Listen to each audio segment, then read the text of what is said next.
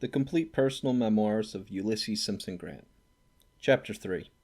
Army Life, Causes of the Mexican War, Camp Salubrity. On the 30th of September, I reported for duty at Jefferson Barracks, St. Louis, with the 4th United States Infantry. It was the largest military post in the country at the time, being garrisoned by 16 companies of infantry, 8 of the 3rd Regiment, the remainder of the 4th. Colonel Stephen Kearney, one of the ablest officers of the day, commanded the post, and under him discipline was kept at a high standard, but without vexatious rules or regulations. Every drill and roll call had to be attended, but in the intervals officers were permitted to enjoy themselves, leaving the garrison and going where they pleased, without making written application to state where they were going, for how long, etc., so that they were back for their next duty. It did seem to me, in my early army days, that too many of the older officers, when they came to command posts, made it a study to think what orders they could publish to annoy their subordinates and render them uncomfortable. I noticed, however, a few years later, when the Mexican War broke out, that most of this class of officers discovered they were possessed of disabilities which entirely incapacitated them for active field service. They had the moral courage to proclaim it, too. They were right, but they did not always give their disease the right name. At West Point I had a classmate. In the last year of our studies he was roommate also, F.T. Dent, whose family resided some 5 miles west of Jefferson Barracks. 2 of his unmarried brothers were living at home at that time, and as I had taken with me from Ohio my horse, saddle, and bridle, I soon found my way out to Whitehaven, the name of the Dent estate. As I found the family congenial, my visits became frequent. There were at home, besides the young men, 2 daughters, one of school, miss of 15, the other girl of 8 or 9. There was still an older daughter of 17 who had been spending several years at boarding school in St. Louis, but who, though through school, had not yet returned home. She was spending the winter in the city with connections, the family of Colonel John O'Fallon, well known in St. Louis. In February she returned to her country home. After that I do not know, but my visits became more frequent. They certainly did become more enjoyable. We would often take walks or go on horseback to visit the neighbors, until I became quite well acquainted in that vicinity. Sometimes one of the brothers would accompany us, sometimes one of the younger sisters. If the 4th Infantry had remained at Jefferson Barracks, it is possible, even probable, that this life might have continued for some years without my finding out that there was anything serious the matter with me. But in the following May a circumstance occurred which developed my sentiment so palpably that there was no mistaking it. The annexation of Texas was at the time the subject of violent discussion in Congress, in the press, and by individuals. The administration of President Tyler, then in power, was making the most strenuous efforts to effect the annexation, which was, indeed, the great and absorbing question of the day. During these discussions, the greater part of the single rifle regiment in the army, the 2nd Dragoons, which had been dismounted a year or 2 before, and designated Dismounted Rifles, was stationed at Fort Jessup, Louisiana, some 25 miles east of the Texas line, to observe the frontier. About the 1st of May, the 3rd Infantry was ordered from Jefferson Barracks to Louisiana, to go into camp in the neighborhood of Fort Jessup, and there await further orders. The troops were embarked on steamers, and were on their way down the Mississippi within a few days after the receipt of this order. About the time they started, I obtained a leave of absence for 20 days to go to Ohio to visit my parents. I was obliged to go to St. Louis to take a steamer for Louisville or Cincinnati, or the first steamer going up the Ohio River to any point. Before I left St. Louis, orders were received at Jefferson Barracks for the 4th Infantry to follow the 3rd. A messenger was sent after me to stop my leaving, but before he could reach me I was off, totally ignorant of these events. A day or 2 after my arrival at Bethel, I received a letter from a classmate and fellow lieutenant in the 4th, informing me of the circumstances related above, and advising me not to open any letter postmarked St. Louis or Jefferson Barracks until the expiration of my leave, and saying that he would pack up my things and take them along for me. His advice was not necessary, for no other letter was sent to me. I now discovered that I was exceedingly anxious to get back to Jefferson Barracks, and I understood the reason without explanation from anyone. My leave of absence required me to report for duty at Jefferson Barracks, at the end of 20 days. I knew my regiment had gone up the Red River, but I was not disposed to break the letter of my leave. Besides, if I had proceeded to Louisiana direct, I could not have reached there until after the expiration of my leave. Accordingly, at the end of the 20 days, I reported for duty to Lieutenant Ewell, commanding at Jefferson Barracks, handing him at the same time my leave of absence. After noticing the phraseology of the order, leaves of absence were generally worded, at the end of which time he will report for duty with his proper command. He said he would give me an order to join my regiment in Louisiana. I then asked for a few days' leave before starting, which he readily granted. This was the same Ewell who acquired considerable reputation as a Confederate general during the rebellion. He was a man much esteemed, and deservedly so, in the old army, and proved himself a gallant and efficient officer in 2 wars, both, in my estimation, unholy. I immediately procured a horse and started for the country, taking no baggage with me, of course. There is an insufficient creek, the Gravel, between Jefferson Barracks and the place to which I was going, and at that day there was not a bridge over it for its source to its mouth.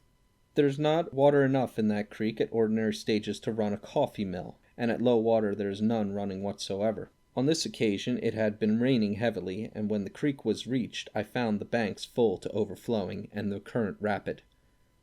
I looked at it a moment to consider what to do. One of my superstitions had always been, when I started to go anywhere, or to do anything, not to turn back or stop until the thing intended was accomplished. I have frequently started to go places where I never had been, and to which I do not know the way, depending upon making inquiries on the road, and if I got past the place without knowing it, instead of turning back, I would go on until a road was found turning in the right direction, take that, and come in by the other side. So I struck into the stream, and in an instant the horse was swimming, and I carried down by the current. I headed the horse towards the other bank, and soon reached it, wet through and without other clothes on the side of the stream. I went on, however, to my destination, and borrowed a dry suit from my future brother-in-law. We were not of the same size, but the clothes answered every purpose until I got more of my own. Before I returned, I mustered up courage to make known, in the most awkward manner imaginable, the discovery I had made on learning that the 4th Infantry had been ordered away from Jefferson Barracks. The young lady afterwards admitted that she too, although until then she had never looked upon me or other than as a visitor whose company was agreeable to her, had experienced a depression of spirits. She could not account for when the regiment left. Before separating, it was definitely understood that at a convenient time we would join our fortunes, and not let the removal of a regiment trouble us. This was in May 1844. It was the 22nd of August 1848, before the fulfillment of this agreement. My duties kept me on the frontier of Louisiana with the Army of Observation during the pendency of annexation, and afterwards I was absent through the war with Mexico, provoked by the action of the army, if not by the annexation itself. During that time there was a considerable correspondence between Miss Dent and myself, but we only met once in the period of 4 years and 3 months. In May 1845, I procured a leave for 20 days, visited St. Louis, and obtained the consent of the parents for the union, which had not been asked for before. As already stated, it was never my intention to remain in the army long, but to prepare myself for a professorship in some college. Accordingly, soon after I was settled at Jefferson Barracks, I wrote a letter to Professor Church, professor of mathematics at West Point, requesting him to ask my designation as his assistant when next a detail had to be made. Assistant professors at West Point are all officers of the Army, supposed to be selected for their special fitness for the particular branch of study they were assigned to teach. The answer from Professor Church was entirely satisfactory, and no doubt I should have been detailed a year or 2 later but for the Mexican War coming on. Accordingly, I laid out for myself a course of studies to be pursued in garrison with regularity if not persistency. I reviewed my West Point course of mathematics during the 7 months at Jefferson Barracks, and read many valuable historical works, besides an occasional novel. To help my memory, I kept a book in which I would write up, from time to time, my recollections of all I had read since last posting it. When the regiment was ordered away, I being absent at the time, my effects were packed up by Lieutenant Hazlitt, of the 4th Infantry and taken along. I never saw my journal after, nor did I ever keep another, except for a portion of the time while traveling abroad. Often since a fear has crossed my mind lest the book might turn up yet and fall into the hands of some malicious person who would publish it. I know its appearance would cause me as much heartburning as my youthful horse trade or the later rebuke for wearing uniform clothes. The 3rd Infantry had selected camping grounds on the reservation at Fort Jessup, about midway between the Red River and the Sabine. Our orders recognized us to go into camp in the same neighborhood and await further instructions. Those authorized to do so selected a place in the pine woods between the old town of Natchitoches and Grand Corps, about 3 miles from each, and on high ground back from the river. The place was given the name Camp Salubrity, and proved entitled to it. The camp was on a high, sandy pine ridge, with spring branches in the valley, in front and rear. The springs furnished an abundance of cool, pure water, and the ridge was above the flight of mosquitoes, which abound in that region in great multitudes and of great ferocity. In the valley they swarmed in myriads, but never came to the summit of the ridge. The regiment occupied this camp 6 months before the first death occurred, and that was caused by an accident. There was no intimation given that the removal of the 3rd and 4th Regiments of the infantry to the western border of Louisiana was occasioned in any way by the prospective annexation of Texas, but it was generally understood that such was the cause. Ostensibly, we were intended to prevent filibustering into Texas, but really as a menace to Mexico in case she appeared to contemplate war. Generally, the officers of the army were indifferent whether the annexation was consummated or not, but not so all of them. For myself, I was bitterly opposed to the measure, and to this day regard the war which resulted as one of the most unjust ever waged by a stronger against a weaker nation. It was an instance of a republic following the bad example of European monarchies in not considering justice in their desire to acquire additional territory. Texas was originally a state belonging to the Republic of Mexico. It extended from the Sabine River on the east to the Rio Grande on the west, and from the Gulf of Mexico on the south and east to the territory of the United States and New Mexico, another Mexican state at that time, on the north and west. An empire in territory, it had but very sparse population, until settled by Americans who had received authority from Mexico to colonize. These colonists paid very little attention to the supreme government and introduced slavery into the state almost from the start, though the Constitution of Mexico did not, nor does it now, sanction that institution. Soon they set up an independent government of their own, and war existed between Texas and Mexico in the name from the time until 1836, when active hostilities were nearly ceased upon the capture of Santa Anna, the Mexican president. Before long, however, the same people who, with permission of Mexico, had colonized Texas, and had afterwards set up slavery there, and then seceded as soon as they felt strong enough to do so, offered themselves and the state to the United States, and in 1845 their offer was accepted. The occupation, separation, and annexation were, from the inception of the movement to its final consummation, a conspiracy to acquire territory out of which slave states might be formed from the American Union. Even if the annexation itself could be justified, the manner in which the subsequent war was forced upon Mexico cannot. The fact is, the annexationists wanted more territory than they could possibly lay any claim to, as part of the new acquisition. Texas, as an independent state, never had exercised jurisdiction over the territory between the Uylsses River and the Rio Grande. Mexico had never recognized the independence of Texas, and maintained that, even if independent, the state had no claim south of the Uylsses. I was aware that a treaty made by the Texans with Santa Anna while he was under duress ceded all the territory between the Uylsses and the Rio Grande, but he was a prisoner of war when the treaty was made, and his life was in jeopardy. He knew, too, that he deserved execution at the hands of the Texans, if they should ever capture him. The Texans, if they had taken his life, would have only followed the example set by Santa Anna himself a few years before, when he executed the entire garrison of the Alamo and the villagers of Goliad. In taking military possession of Texas after annexation, the Army of Occupation under General Taylor was directed to occupy the disputed territory. The army did not stop at the Uylsses, and offered to negotiate for a settlement of the boundary question, but went beyond, apparently in order to force Mexico to initiate war. It is to the credit of the American nation, however, that after conquering Mexico, and while practically holding the country in our possession, so that we could have retained the whole of it, or made any terms we chose, we paid a round sum for the additional territory taken, more than it was worth, or was likely to be, to Mexico. To us it was an empire, and of incalculable value, but it might have been obtained by other means.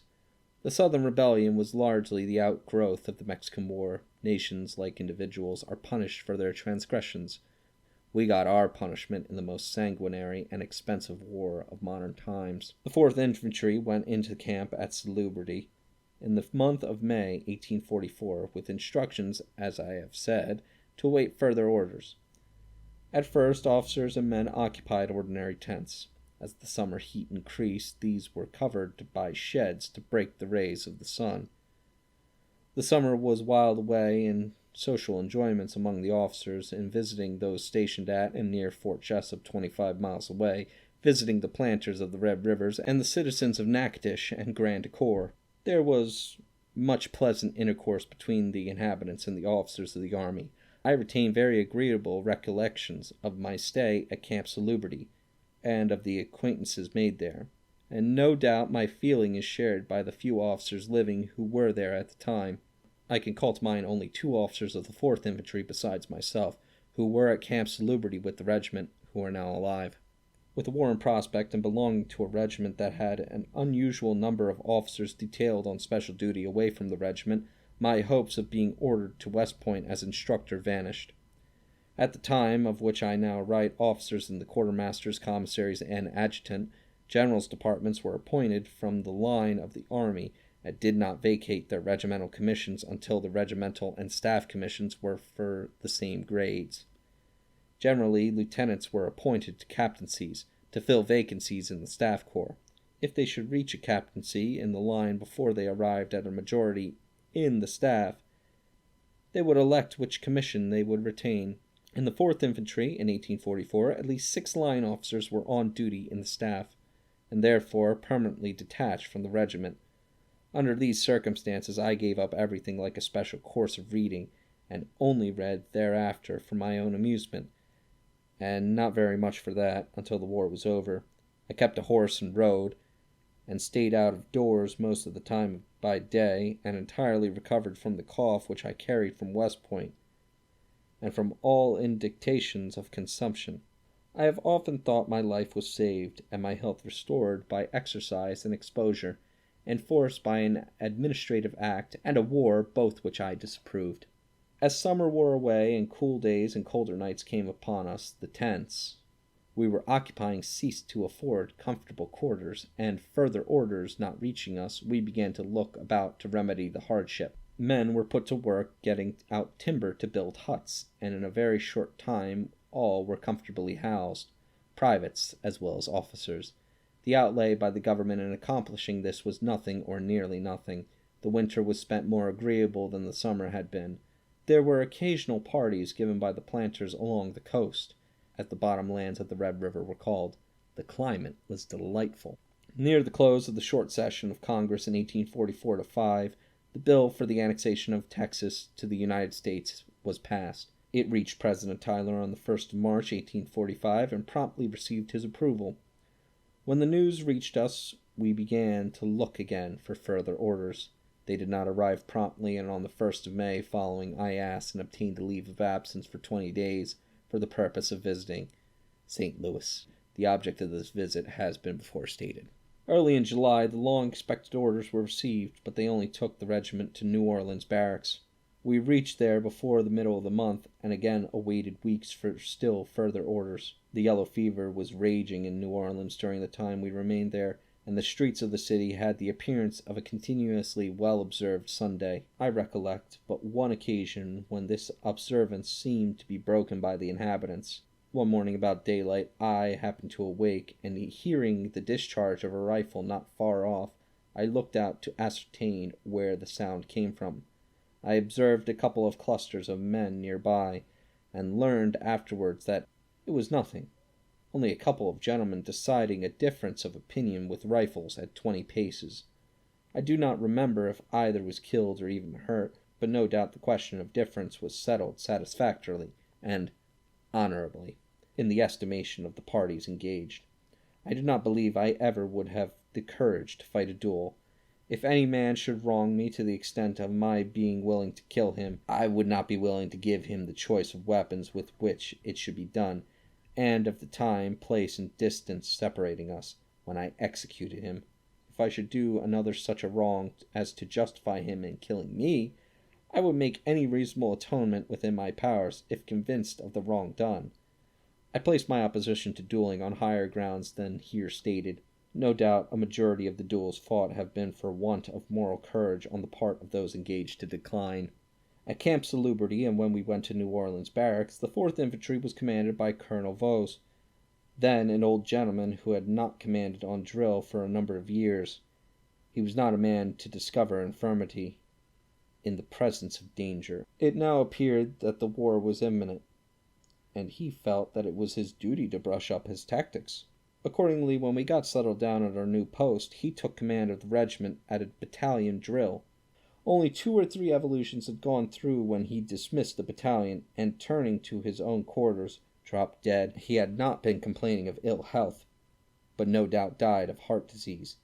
He was a most estimable man, of exemplary habits, and by no means the author of his own disease.